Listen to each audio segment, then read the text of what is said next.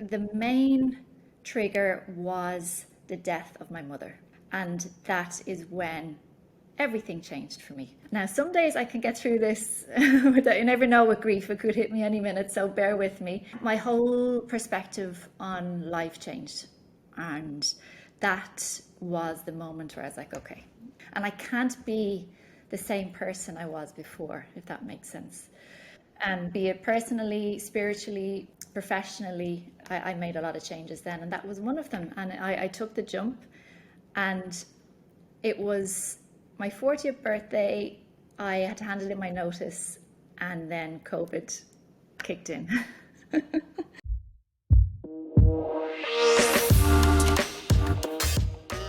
Welcome to the show, Niamh. It's great to have you here. I always love speaking to people that have been in Dubai for nearly as long as I have. Hi, Kelly. It's wonderful to be here. Thank you for having me. We had a chat just a couple of weeks ago, and one of the things we were talking about is how come we've never met? You've been I here know. in the Middle East for what, 18 years or something? 14 years. Actually, this is my anniversary next week. So it's 14 years, yeah, on the button. And in all this time, we've never come across each other, which I people know. might think, oh, that's a really strange thing that haven't spent much time in the Middle East, or especially in Dubai. Yeah. But 14 years ago, it was super small, and as expats, pretty much everyone knew of everyone, or a friend of a friend who knew that person. Exactly, exactly. It's very strange, but we met now, which is the most important thing. Absolutely. So why don't you give everyone a little bit of a backstory as to why you're here on the show today? And then I can get into the list of questions that I have because I so enjoyed our pre-podcast chat that we had. And I was like, right, I want to ask this, I want to ask this. So maybe just share a little bit about your journey as to what's got you here and what it is that you're doing. Sure. So my name is Niamh Keohan. I am the co-founder and managing director of We Love Transformational Travel, which is a booking platform for all kinds of life-changing trips, which I'm sure we'll touch on later. Like I said, I'm here 14 years in the UAE. I've worked in marketing and PR for big hotel chains. I've worked for IHG in Abu Dhabi, on Yas Island, where I did the opening of their hotels for the first F1 in Abu Dhabi in 2009, which was a long time ago, but pretty amazing experience. Yeah, After absolutely. that, yeah, I moved to Anantara, where I opened their Palm property, which I know is particularly close to your heart, Kelly. So, It is. It was my old home. I love it. and that was a wonderful experience. Such a beautiful property to open here in Dubai. And then I moved on to Jumeirah, and I was with Burj Al Arab for a few years, the beautiful Burj Al Arab, which was such an amazing, wonderful experience because I have so many memories of when Burj Al Arab opened before I even knew what Dubai was. So that was a pretty special career moment driving up there. And I had seen it. I don't know if you remember years ago when we all kind of got our emails and hotmails. Everyone used to forward slideshows, PowerPoint slideshows of jokes and stuff. It was like, WhatsApp.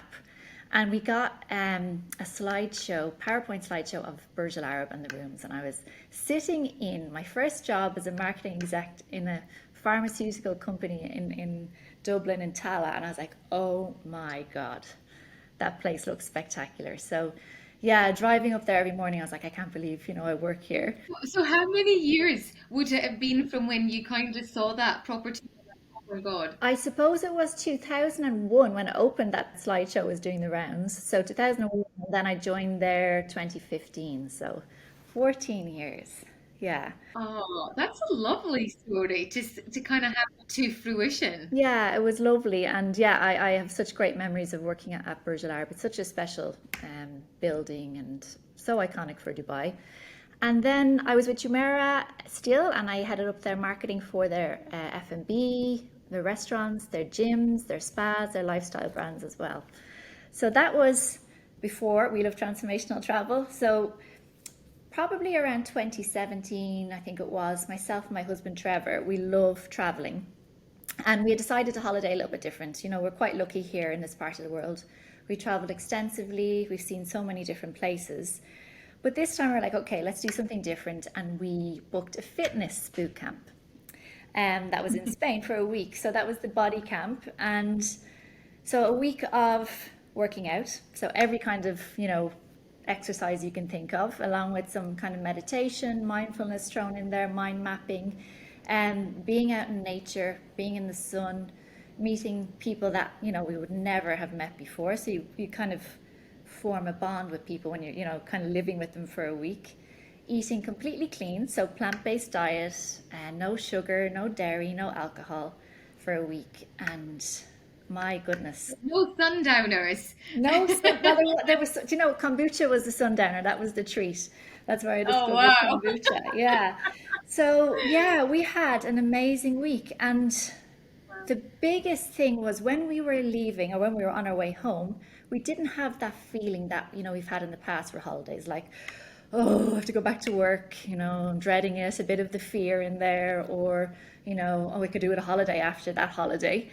Or, oh, I did eat a lot of pasta, I'm a little bit, bloated after that. The difference was gobsmacking, basically. So from the energy that we felt coming back to our lives, we had committed to make some changes during the week, and we were looking forward to kind of executing these new little kind of habits into our life. We felt great. Our skin was glowing. It was amazing. And more importantly, we felt fantastic, full of energy, exactly what you should feel like after taking a break away. So we were like, wow, okay, this is for us. Yeah. And even one of the kind of sessions there was that you write a letter to yourself and you date it for, I think it was 6 months time. So you put down everything in your life that in 6 months time you'll have achieved, or, goals, be it personal, health, career, and you address it to yourself, and the team there actually posted it to us 6 months later. So it really gets you thinking about where you want to be and how you kind of are accountable for these changes. So that was a really, really nice thing. So you're coming back already with that kind of embedded, and that you're going to make these changes and you're excited about it. Yeah, that was really kind of the turning point, and we took more trips like this, mostly fitness, kind of meditation. And then there was at one stage, Trevor, he had some holidays for work, kind of last minute. I didn't. He wanted to head off somewhere and do something, something different, something that he could come back and, have learned something new, or, and he couldn't find a platform that had everything there that could, gave him some inspiration for trips to take, or, it wasn't all there under one roof, so to say. So that's when the seed was planted, and we were like, okay, there's a bit of a gap here. We love traveling. We love, we're both very passionate about, personal development and self-growth. And we want to spread the word about how travel can really be a catalyst to help people achieve their goals, to help people find a purpose, help them make an impact on other people's lives and the world around. It's not just a personal thing.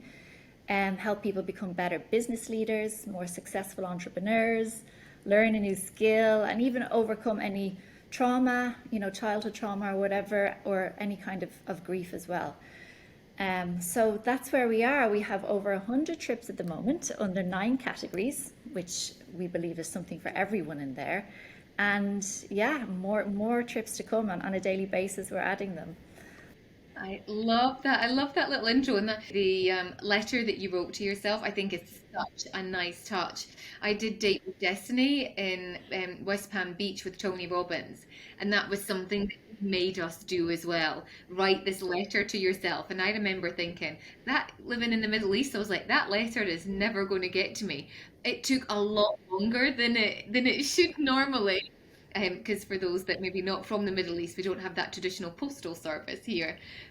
But it was such a nice reminder. Out of your interest, what happened for you? Were the things ticked off for you? They were. I had known that I wanted to make a change in my career. So that was kind of, I wanted to have the kind of wheels in motion for that. And there was a couple of kind of health things in there as well, diet-wise. So yeah, they did. And I think even if the letter didn't reach me, I think it's just the act of writing stuff down.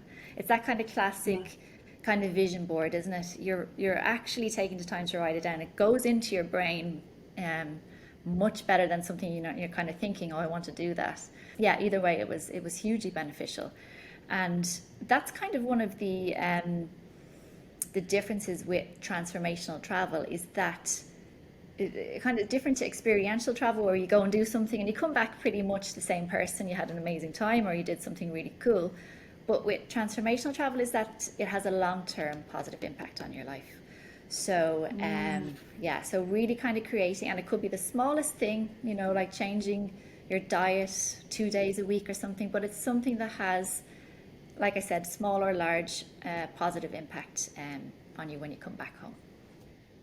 So I think there's so many things from that I want to talk about the travel and the experiences. But I think just before we do, I'd love to know more. I think those that are listening as well, because those that listen and those that watch have maybe are thinking about leaving their job, or are have transitioned already. So I always think that's quite an important area to talk about. What was that step like for you? Because you were like, I want to have the wheels of motion, but you were 20 years and you are, I'm assuming, roughly 20 years in the corporate world of working with luxurious travel destinations and hotels. And you're like, right, I'm going to go solo now. Talk me through that journey. Yeah, it was scary. I'm not going to lie. I had a I really loved my career, and I worked in these beautiful environments, you know, every day going into these 5-star luxury hotels. So, yeah, it was scary. And, you know, I had my monthly salary, and it was all very, very safe and nice. But I was coming into my 40s. Myself and Trevor, my husband, had pretty much decided that, you know, kids weren't for us. And we wanted to really pursue our passions, which is travel, self-development, and really enjoy that aspect of our lives. And we had to figure, Trevor has his own business, and it was more of a decision about how do we kind of free me up, you know, and get me kind of a business or some kind of career that, you know, we could travel a lot more, basically. And something obviously I'm passionate about. I always want to work. That's never ever, you know, going to stop. It's not as if we could just travel and do nothing. It's very important that you know, I have a focus and a purpose. So we knew this was happening. We kind of put the wheels in motion, like I'd said. Making the jump was quite, I was like, okay, we'll push it out a few more months, you know, there's something happening in work. And I really think, looking back, the main trigger was the death of my mother. And that is when everything changed for me. Now, some days I can get through this without, you never know with grief, it could hit me any minute, so bear with me. Yeah, my whole perspective on life changed. And that was the moment where I was like, okay, my life is, this is a stage of my life where it's a kind of a before and after.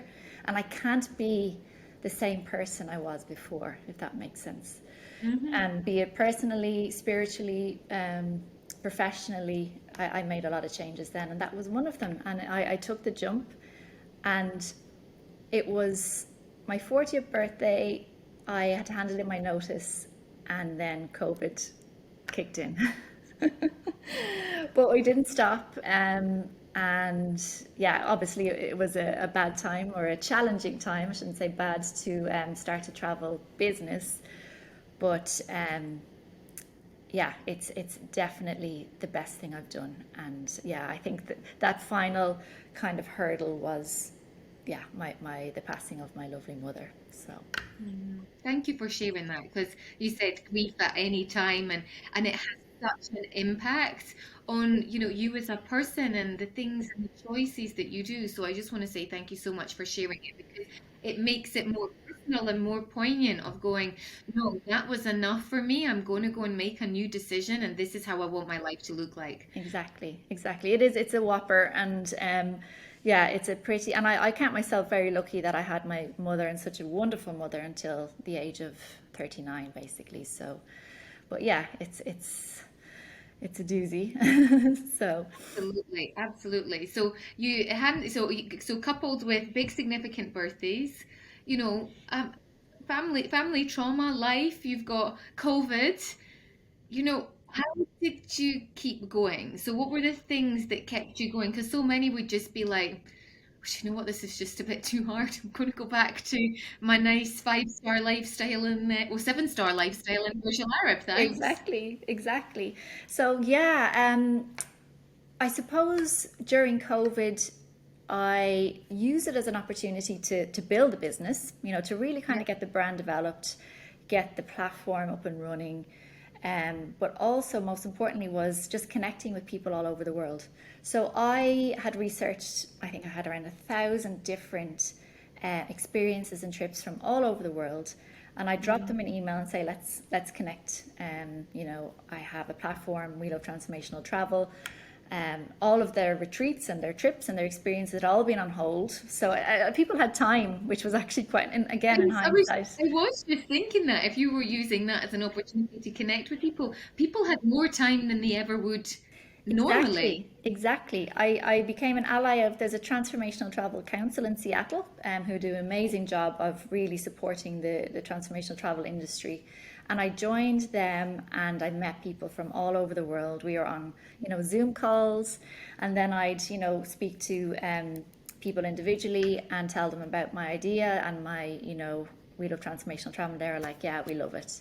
And really meeting these amazing people all over the world, like who are actually have designed their careers. That most of them had kind of corporate. We kind of had a similar story, but have designed these amazing experiences and retreats to help people become better. It's such a beautiful community to be part of, and I got such energy from all of these people, and such support from them. So when we were ready to launch, we had, our transformers, we call them, who are our hosts, ready to go. So that's how I got And through COVID. But there was times of like, oh my goodness, maybe next month people will be traveling. And as you know, it went on a lot longer than, we had anticipated. But what were the things that you did personally to keep going? Because it's so hard when you do. I find it's even harder for those that I coach and mentor through that have come out of corporate, because you're so um, used to being around for everyone else. So, what were some of the things that you did that helped you get into a routine, or not into a routine, or just kept you sane, I guess you could say? yeah, it's true, because I didn't fully anticipate how big a change it would be, because when you're in corporate, you have everything around you. And I had a team of 25, in Jumeirah, and there was always somebody to do something. Um, and, there was meetings and briefings, and, you were very much, you were being pushed along by the whole machine, basically. So coming and being fully responsible and motivated every day to get up in an industry that wasn't really moving at the time, it was difficult. Yeah. But I do like routine. I really, really believe in my morning workouts. That's something that I give so much emphasis on. Yes. Yeah, I really, and that, sets me up for the day. And I don't think there's been a day where I haven't got up and I haven't, I have my home office set up, nice, bright space where I really, really enjoy working from. The environment is lovely. And yeah, and just having that structure. I work out in the morning. Meditation is a big part of what I do as well, to kind of get me up and running for the day. And yeah, having a nice space to work. And then I purposely made calls, scheduled calls with transformers all over the world because of the energy I got from them as well. Because I was kind of on my own most of the time, working away, you're kind of like, you think you're going a bit nuts, talking to yourself. But when you start talking to people, you do feed off their energy, and especially when we're passionate about, travel and, helping people become better versions of themselves. That really, really helped as well, and it still does help. I had such an amazing chat this morning. It's still to this day, 18 months in, talking to people from all over the world who have such amazing experiences, and I'm like, wow, that's like so inspirational to hear it, and I get the energy from them. What was it like when you sold? Because you're at a platform that have all that you say your transformers. So does the sale go through you? Yes, it does. Yeah. So So what was it like then when you had that first person? Like where did they book the first, and was it, when you see these memes where it's like they go out of the shop and then the people are like, "Yay, we sold." Was that what it was like when you had your first sale? yeah, it was. It definitely was. We get a lot of inquiries also because these kind of trips aren't like, they're not, it's not transactional travel. It's not like, oh, I'll book that hotel room. It's like, I have questions. What food am I eating? What does the room look like? Is there female, male, dormitories? All of these questions need to be answered. So there's a lot of inquiries that come and a lot of questions. But when that booking comes through and they're like, yes, sign me up, you're just like, yay. Yeah, so the Do. first one was to a fitness retreat actually in Spain. Ah, that's a nice pull back to the first thing yeah, I love it.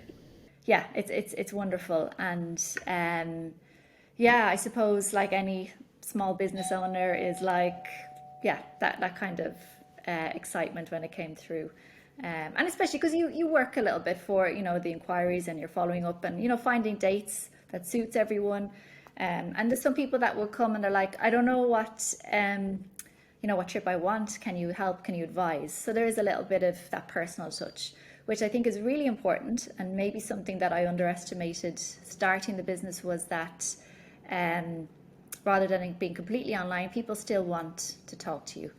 And they still, yeah, especially when it's such an emotional trip and they're investing in, they're setting intentions and hoping to get something from it. It's a bigger decision to make. So it does help to have somebody on the end of the phone, or WhatsApp has been massive for us, WhatsApp business as well. Yeah, you mentioned that actually as a business tool, WhatsApp Business, which is not something I use, and it's something that we started talking about. It's been a great tool for you. Yeah, yeah, it has. We have the WhatsApp icon on the trips. And then I think we just live in such, especially in this part of the world, in the UAE, Yeah. we love a WhatsApp. And yeah, and everything happens through there. I got a booking the other day through it. We can put our trips up there in the business catalog as well. So people can see everything there. It's like a mini website, I suppose. Yeah, so a lot of our UAE kind of inquiries and business comes through WhatsApp business. Lovely. Another tip for everyone who's listening, if you haven't got that, to look at adding that to their business. I'm curious to know, what are the 9 categories that you have? Okay, so we have health and fitness, we have Hmm. mind and spirituality, we have learning and upskilling, we have creativity and self-expression, we have success and leadership, we have purpose and impact, we have love and relationships, we have nature and adventure, and we have healing, addiction, and trauma. Wow. Okay. So, because I was like, after you said health and fitness, I was like, okay, so what kind of, other things? But there's so many aspects that you can include. That's the thing, Kelly. And there's so many there because there is that amount of experiences out there. And, transformational travel doesn't always, I always say, doesn't mean that you're sitting cross-legged, in India and, meditating for 2 weeks. It's not just that. It can be if that's, your bag and that's what you like. But there's Mm. also, say you are going painting in Tuscany for a week, you know, creativity for a lot of people is a form of meditation. When you're getting lost in being creative in that flow, you can reduce your stress, reduce anxiety. That's still a beneficial trip for you to take. And if you're not into exercise or yoga, there's something there for everyone. um, like success and leadership is a big one. You can go on business retreats where you become a better leader or you become a more successful entrepreneur. We have a few cool ones. One is in South Africa in particular. So yeah, there's so many platforms out there that do amazing jobs. But they have particular maybe yoga retreats or fitness retreats or boxing. We want to have as many experiences there as possible. So people are like, I never knew I could do that. We want to inspire them a little bit as well when they come onto the platform. And I think that's the whole thing, that when people come on to experience transformational travel, that you want them to come back. So you're giving them the opportunity to try things, but it's not actually back to to the same destination. It's like, okay, this part transformed, why don't you go and do this? Or this is the kind of leverage or experience that you're going to get from it. What is proving most popular at the moment then? Is it still the health and fitness category, or is It it? actually is. There's this boxing camp that we have in Spain. So you go to Spain and learn how to box on the beach and meet all these amazing people. That's been really popular over the summer. What we're seeing now is we have trips in South Africa, which are becoming quite popular.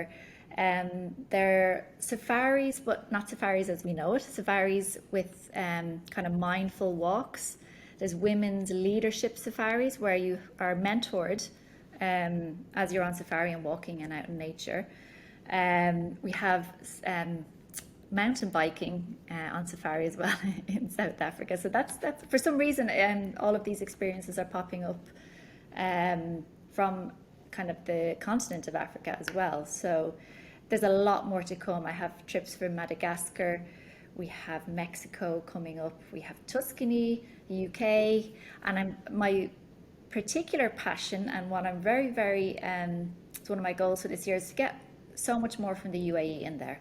I'm really, really passionate about putting UAE on the map as a place where you can go and do something different, you know, become fitter, healthier, learn something new, because there's so much here to offer. And I don't think people realize what you can do here. And there's so many of our transformers popping up here as well, who do amazing work to help people. So that's a kind of a particular passion, a personal passion, I should say. Well, and I think as you're based here, and I think, you know, Dubai in particular, you know, has put the UAE, shall we say, on the map, but so many people know it as the glitzy, glamorous lifestyle of, you know, shopping and brunches and beaches and beach clubs. Whereas, you know, I love going to Kite Beach on a weekend at 7 o'clock, 6:30 in the morning, and there's so many other people that are just swimming and running and have an alternative lifestyle to what people actually think Dubai in particular is all about.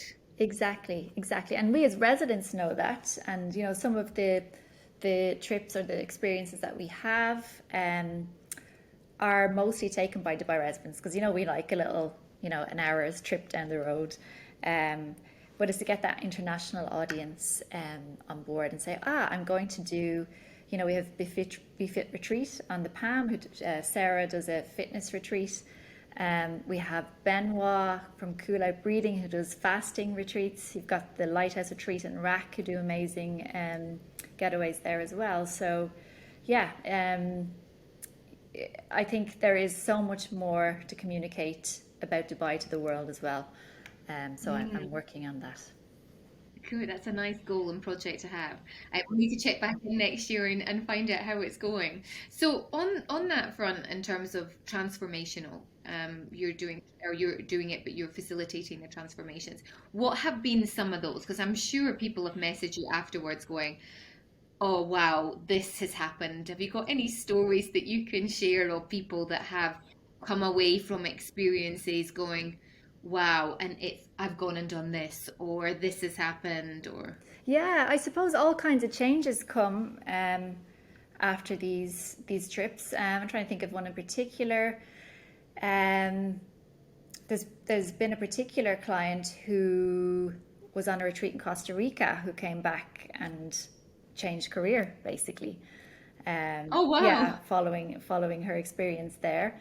Um, Fitness retreats, it's more of those smaller habits that people are taking back with them, and realizing how good they feel afterwards, which is lovely to hear. You know, I think a lot of people don't realize the impact exercise has on their mind as well and how good they feel afterwards.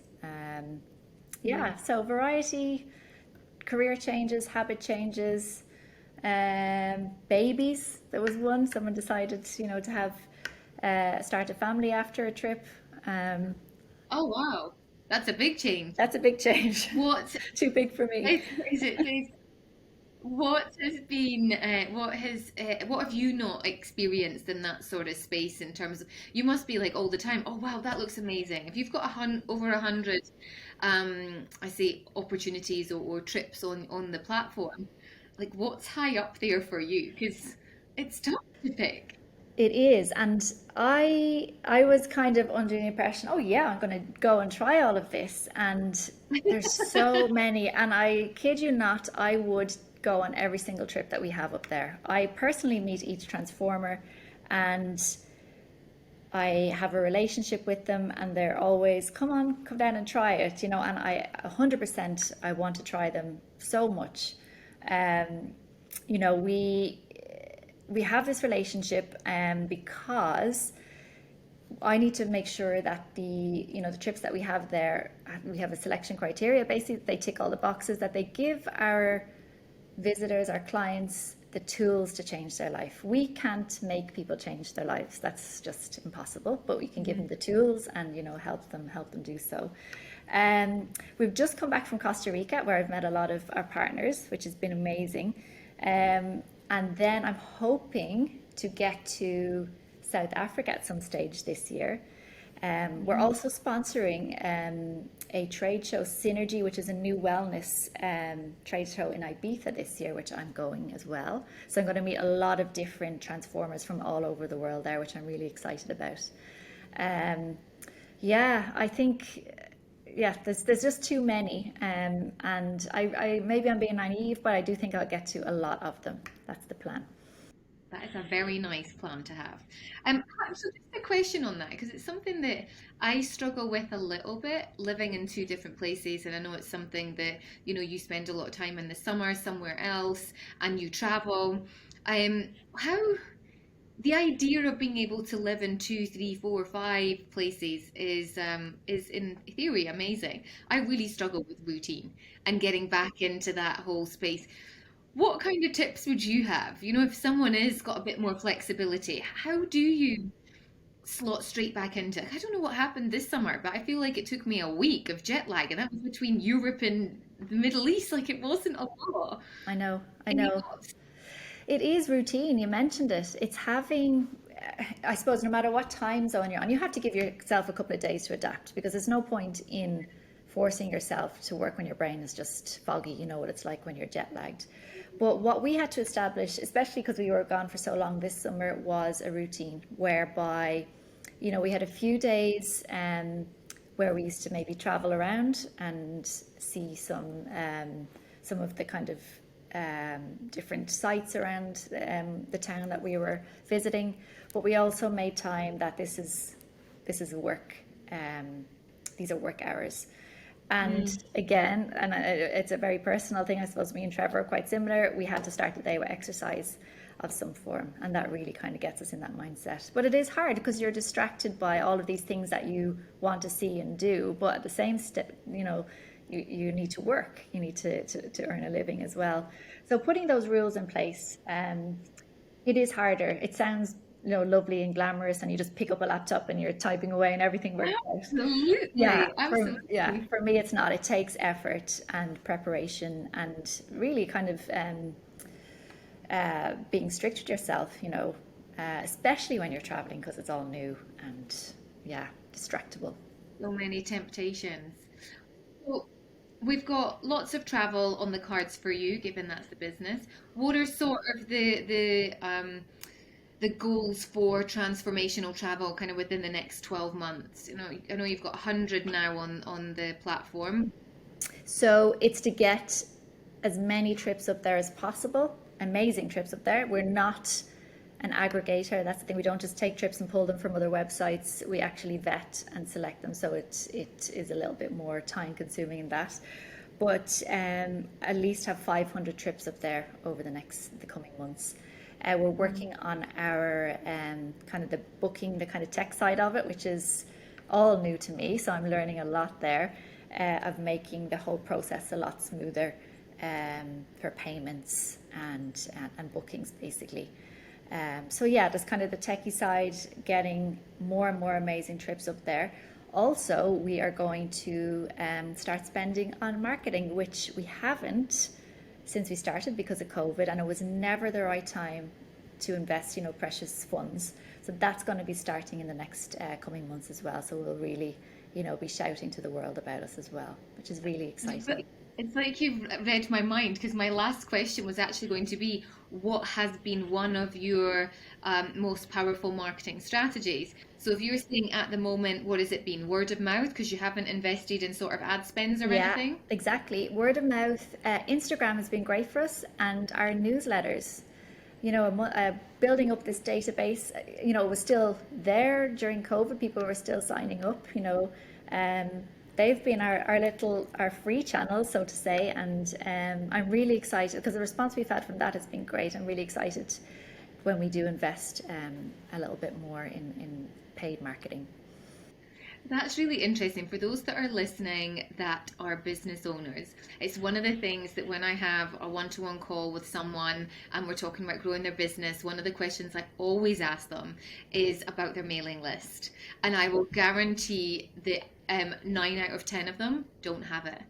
And I find it so, yeah, and it's and I don't know why. Maybe that's something to consider down the line as to why people don't. But it's one of the practices that I really like them to think about, because I think so. Because I've started my business before social media, so my mailing list was everything to me then. Whereas I think so many people rely on social media as a platform to keep in touch. And as we've witnessed latterly, you could get your account hacked and not be able to speak to anyone and lose all those people. So super valid point that organically you've grown this mailing list, and that's a great revenue. And there are people who have physically put their names and their email addresses, taken that time, and I know it's not long, but it is time. So they're interested, they're ready, they want to hear from you, which is like marketing dream.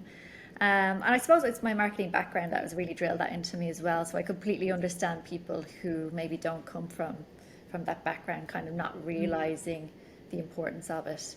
But yeah, it's free, it's there, it's they're ready and waiting to hear from you.